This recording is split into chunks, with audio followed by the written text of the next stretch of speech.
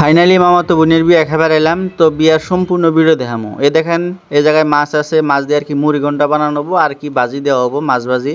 তো মাছ গোনা বুড়িয়া করে কাটা হয়েছে। আর এইদিকে দেখেন রান্দাবাড়ি কাম অলরেডি 9টার থেকে স্টার্ট হয়েছে। তো এই জায়গায় রান্দাবাড়ি অনবরত চলে আসে সকাল 9টার থেকে একবারে 5টা অবধি।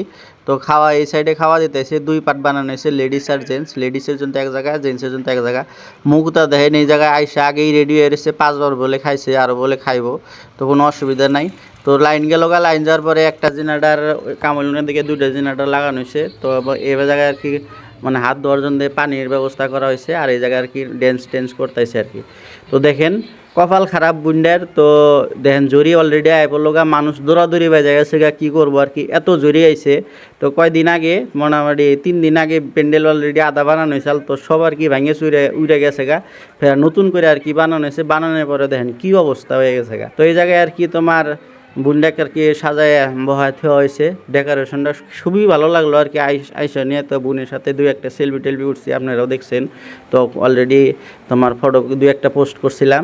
এটাই আমার মামাতো বোন। তো একটা কমেন্ট করেন কীরকম হয়েছে আর কি তোমার সাজানটা বা ইডে। আপনাকে যদি ভালো লাগে একটা করে লাইক করে যাবেন আর পেজটা আর কি ফলো করবেন।